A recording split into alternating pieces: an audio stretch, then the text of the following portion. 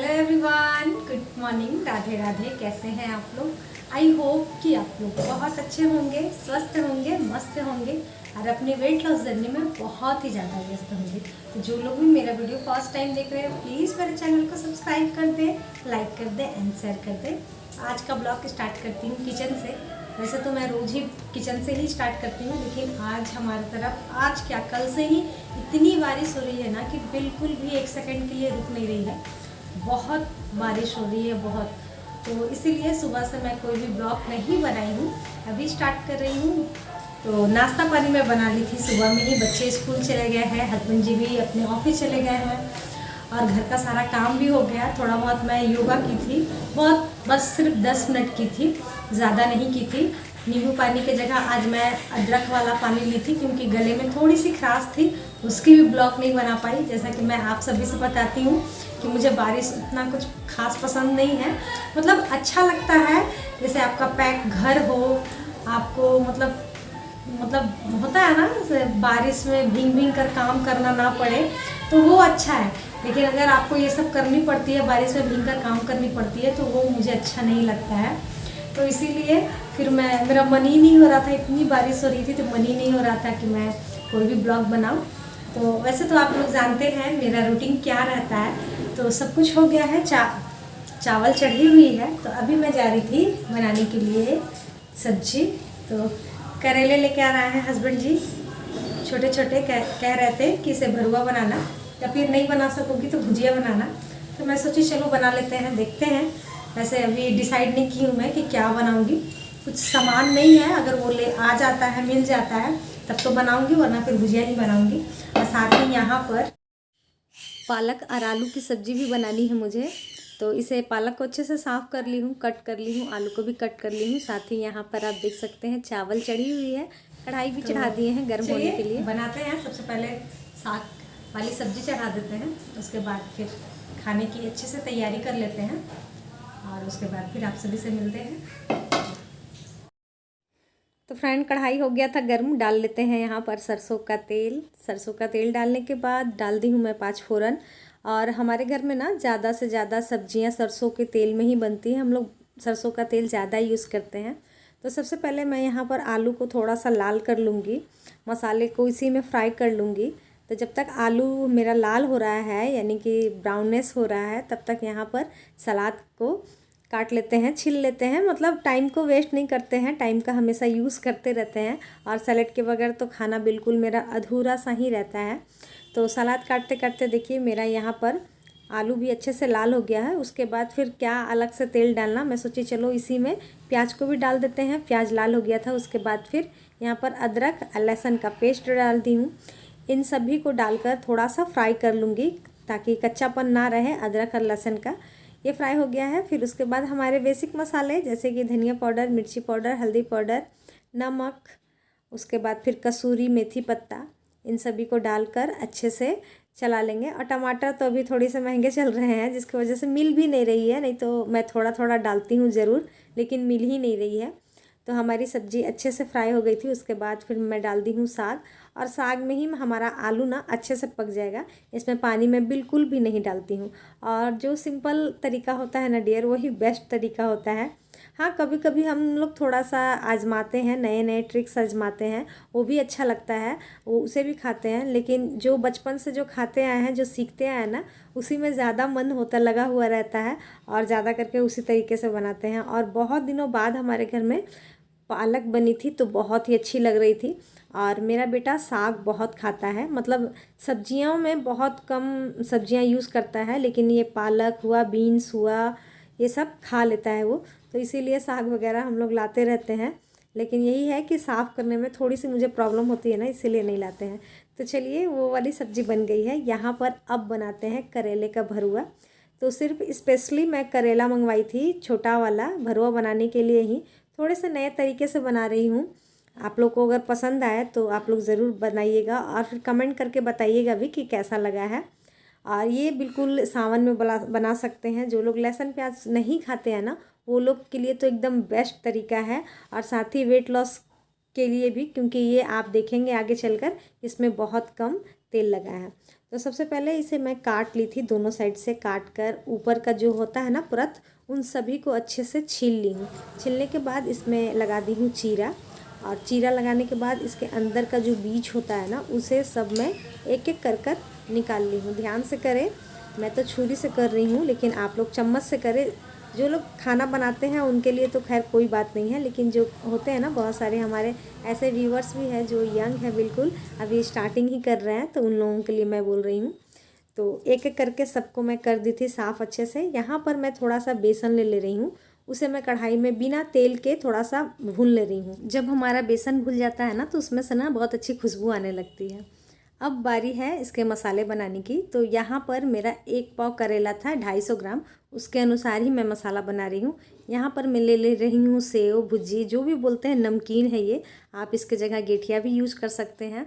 तो अंदाजे से मैं यहाँ पर ले ली हूँ। उसके बाद फिर मैं 1 चम्मच भरकर ले रही हूँ सफ़ेद तिल। तिल डालने से और भी अच्छा लगता है, लेकिन अगर आप स्किप करना चाहते हैं तो कर सकते हैं। साथ ही 1 चम्मच मैं ले ली थी सौंफ। उसके बाद मेरे पास थोड़े से नारियल पड़े हुए थे, मतलब कुछ दिन पुराने थे, 15-20 दिन पुराने थे, तो उसे भी मैं कद्दूकस कर ले रही हूँ। लाइट कटी हुई थी, इसीलिए मुझे सिलवट्टे पर इन सभी को पीसना पड़ा दरदरा सा। लाइट रहती तो मिक्सर ग्राइंडर में ही चला लेती मैं एक बार, लेकिन नहीं होने की वजह से सिलवट्टे पर।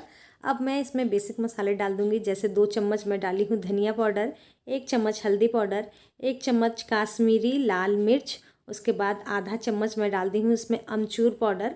इन सभी को डालने के बाद जो मैं बेसन भून कर रखी थी ना, तो वो मैं अपने अंदाजे से ही ले ली हूँ। तो बेसन भी ले ली थी। उसके बाद फिर अब मैं इसमें ले लूँगी 1 चम्मच भरकर सरसों का तेल। सरसों का तेल लेने के बाद स्वाद अनुसार नमक ली हूँ। याद रहे, इसमें सेव जो मैं डाली थी उसमें भी नमकीन जो था उसमें भी नमक था, तो इसीलिए आप थोड़ा सा संभल कर नमक डालें, क्योंकि फिर ज़्यादा नमक हो जाने के बाद ना अच्छा नहीं लगता है। कम नमक रहता है तो हम लोग फिर टेस्ट करके उसमें ज़्यादा डाल देते हैं, लेकिन ज़्यादा हो जाता है तो फिर प्रॉब्लम हो जाती है। इन सभी को अच्छे से मिला लें। देखिए मिल गया है, तो बिल्कुल परफेक्ट बन गया है। अब हम इसे करेले में अच्छे से भर सकते हैं। तो यहाँ पर मैं ले रही हूँ करेला, और उसमें अच्छे से भर ले रही हूँ। चम्मच से भी भर सकते हैं, लेकिन मेरे ना हाथों से ही ज़्यादा मैं काम किया करती हूँ। चम्मच से स्लो काम होता है मुझसे, लेकिन हाथ से मैं बहुत जल्दी जल्दी काम कर लेती हूँ। नमक भी मैं चम्मच से नहीं डाल पाती हूँ, यानी कि अंदाजे नहीं कर पाती हूँ, इसलिए नमक भी आप अक्सर नोटिस करते होंगे मैं हाथ से ही डालती हूँ। तो एक एक करके यहाँ पर देखिए मैंने 6 मेरे पास थे करेले, सभी को मैं फिल कर दी हूँ। उसके बाद फिर यहाँ पर मैं चढ़ा दी हूँ इडली मेकर, इडली जिसमें मैं बनाती हूँ।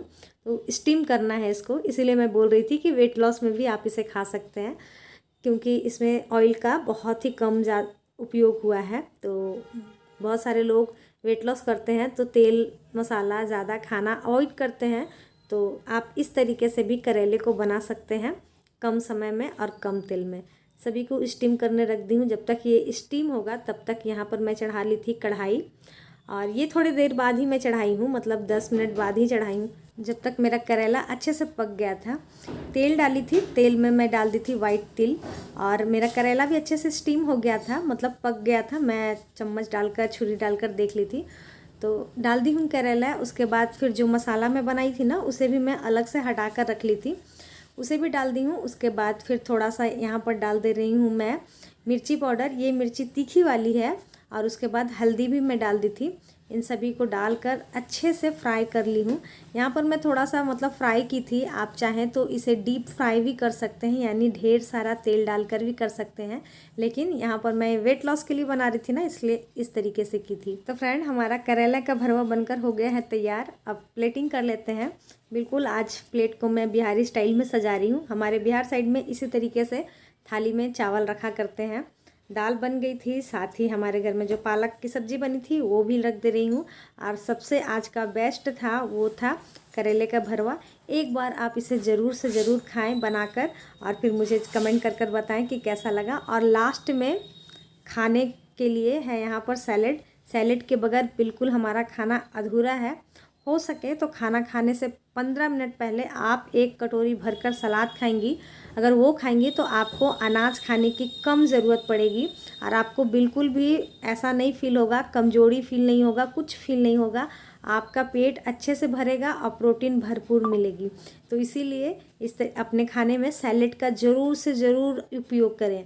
तो हस्बैंड जी खा लिए थे, वो अब ड्यूटी निकल रहे थे, तब तक बच्चे भी आ गए थे। हम लोग तीनों बैठ गए हैं खाना खाने के लिए। और बच्चों को कन्विंस करना पड़ता है कि एक बार आप खाकर देखो, एक बार आप खाकर देखो। लेकिन बेटा तो बिल्कुल कन्विंस नहीं हुआ, वो जान रहा करेला है, तीखा लगेगा ही। लेकिन बेटी थोड़ी सी कन्विंस हुई थी, अंदर वाला मसाला थोड़ा सा खाकर देखी, बोली हाँ मम्मी नहीं हुआ है। तो चलिए खाना वाना खा लेते हैं, उसके बाद मिलते हैं। सो फ्रेंड, खाना पीना हो गया है, सारा काम भी हो गया है।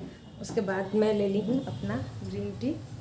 और मौसम अभी भी वैसे ही है, थोड़ी बहुत बारिश हो ही रही है।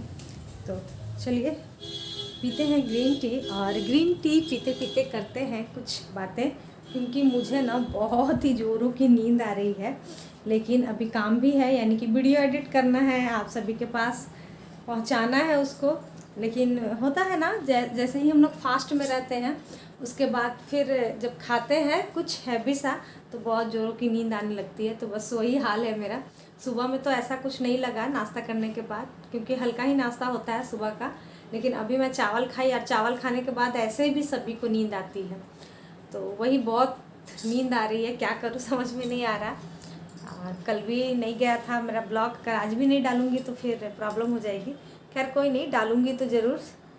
थोड़ा बहुत आराम कर लेंगे उसके बाद। और यहाँ पर ले लेते हैं ग्रीन टी।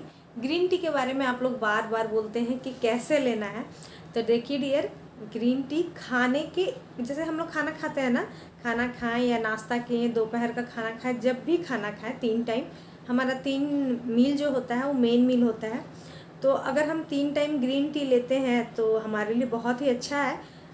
अगर 3 टाइम नहीं ले सकते हैं तो कम से कम 2 टाइम तो ज़रूर से ज़रूर लें, वेट लॉस जब आप कर रहे हैं तब। तो लेना कैसे है, बनाने की विधि तो मैं आप सभी के साथ शेयर की ही हूँ। और ये भी आता है कि कौन सा ग्रीन टी लेती हूँ, तो मैं बहुत बार आप लोगों के साथ शेयर की हूँ, आज भी बताती हूँ। मैं 32 बार वाली कैमोमाइल हुआ, लेमन फ्लेवर, तुलसी फ्लेवर, जो भी फ्लेवर वहाँ पर अवेलेबल रहता है मैं वही मंगाती हूँ और उसी को लेती हूँ। 32 बार वाली ग्रीन टी का ही मैं यूज़ करती हूँ।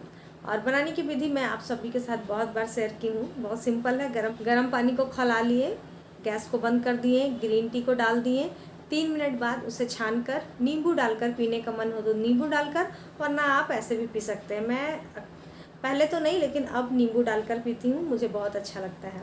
और नींबू की वजह से ना खाना भी डाइजेस्ट बहुत अच्छे से हो जाता है। लेकिन हाँ, ग्रीन टी पीने के बाद ऐसा नहीं कि आप पिए और लेट जाएँ, सो जाएँ, नहीं। ग्रीन टी पीने के बाद थोड़ा बहुत टहल लीजिए, 5 मिनट, 2 मिनट, 4 मिनट ऐसे ही टहल लीजिए, तो वो बहुत अच्छे से डाइजेस्ट हो जाता है। ये सवाल आता है कि कितने देर में पीना है, तो खाना खाने के 1 घंटे बाद ग्रीन टी पीना है। ग्रीन टी पीने के आधा घंटा बाद पानी आपको पीना है। खाते खाते पानी 1-2 घूंट पी लिए, लेकिन खाना खाने के बाद पानी बिल्कुल नहीं पिया जाता है। ये हमारे शास्त्रों में लिखा गया है कि खाना खाने के 1 घंटे तक आपको पानी नहीं पीना चाहिए। हाँ, खाना खाने से 1 घंटे 45 मिनट पहले आप पानी पी ले, लेकिन बाद में नहीं पीना चाहिए। खाना खाते खाते कभी कभी होता है ना, अटकने लगता है, तो हम पी लेते हैं पानी, वो चलेगा, लेकिन बाद में बिल्कुल ना पिए। कोशिश करें, आदत लगानी पड़ती है। मेरी भी आदत नहीं थी, और आप बिलीव नहीं करोगे, मैं 1 निवाला खाना खाती थी, पानी पीती थी, 1 निवाला खाना खाती थी, पानी पीती थी। और चाह थी कि मुझे पतला होना है, तो सारे रूल्स को मैं बहुत अच्छे से फॉलो करते गई और बहुत अच्छे से रिज़ल्ट आते गई। तो छोटी छोटी बातें मैं बहुत ज़्यादा ध्यान रखा किया करती थी, और उन सब चीज़ों को रेगुलर यूज़ करती थी। जैसे कि मैं मिर्ची बहुत खाया करती थी, लेकिन मैं जानती हूँ कि अगर मैं मिर्ची ज़्यादा खाऊंगी मुझे तीखा लगेगा, तो मुझे पानी पीना पड़ेगा, जिसकी वजह से मैं मिर्ची खाना बिल्कुल छोड़ दी कि मुझे पानी ना पीना पड़े। तो ऐसे छोटे मोटे ऐसे जो होते हैं, ट्रिक होते हैं, वो मैं तो बताते रहती हूँ, लेकिन आप भी अगर अपने आप में ढूंढें उस गलतियों को और चेंज करें तो बहुत ही अच्छा होगा। तो चलिए आज के लिए यहीं तक रहने देते हैं, कल फिर मिलते हैं नए ब्लॉग के साथ, नई बातों के साथ, नई उम्मीदों के साथ। आज के लिए इतना ही, बाय बाय।